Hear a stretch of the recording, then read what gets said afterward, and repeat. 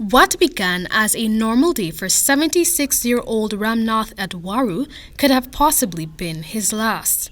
Sunday, nearly 2 weeks ago, the pensioner at Waru awoke at the crack of dawn to begin his, I quote, watchman, end of quote, duties at the area commonly known as the Fisherman's Quarters at the Montrose seawall, East Coast Demerara. He explained that fishermen who used to dock ship at the Montrose seawall left behind their possessions in a makeshift camp where he is tasked with overlooking in exchange for accommodation. At around 3:30 in the afternoon, Etuwaru was relaxing with a few of his neighbors under a shed when suddenly a swarm of bees viciously attacked the men.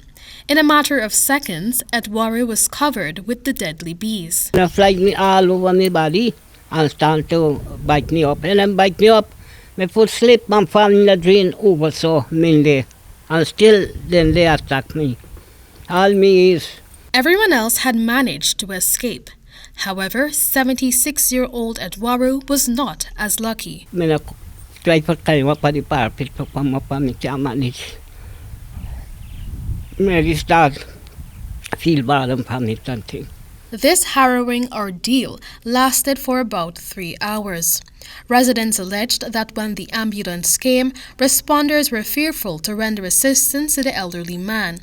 Eventually, 2 men lit all the tires and the smoke seemed to calm the insects. Etuwaru was rushed to the Georgetown Public Hospital Corporation and awoke the next day reeling from the pain. Now, these black bumps and marks which remain on his body are a constant reminder of his near-death experience. Hours after Etuwaru's encounter, another man, 66-year-old Hanif Mohammed, was attacked by the bees as he made his way through a group of shacks where he also resided. He was not as lucky, however, and lost his life as a result. It is suspected that Mohammed was attacked by the deadly bees and died sometime between Sunday night and Monday morning. He was discovered by beekeepers on Monday. Residents say the bees had formed a nest in the garbage heap and in an old discarded refrigerator. The nests have since been removed. According to Dr. Dwight Waldron, the acting chief executive officer of the Guyana Livestock and Development Authority, GLDA, whose remit apiculture, the study and management of bees falls under, for 2021, there has been 20 reported cases of bee attacks, resulting in 5 casualties. This represents an increase in deaths when compared to last year, when only 1 person died as a result of bee attacks. He linked the rise in bee activity this year to the disruption of the honey flow season due to the April-June rainfall that left many parts of the country flooded. Honey flow is when bees have the opportunity to collect nectar to support in their honey creation. Now, in a race against time to make honey, bees, especially Africanized bees, are extremely defensive. The bees would have quite an abundance of honey. So they tend to protect their surroundings.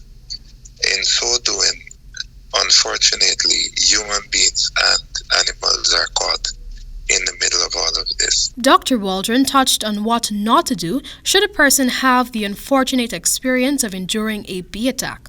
This includes jumping into a river or trench, making unnecessary noises, or hitching or fanning the bees. Locking yourself in an enclosed area or finding a dark place is the best option.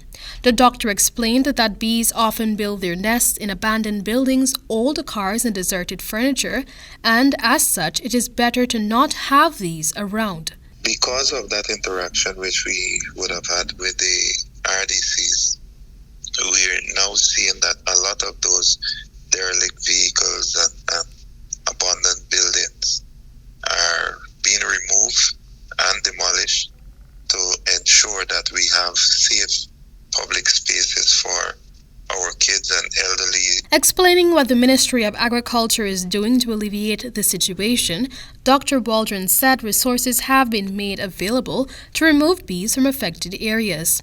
Persons can contact the GLDA on telephone number 220-6556, any GLDA extension offices, or the regional democratic offices for assistance. There are in excess of 50 types of bees in Guyana. Reporting for the HGP Nightly News, Amel Griffith.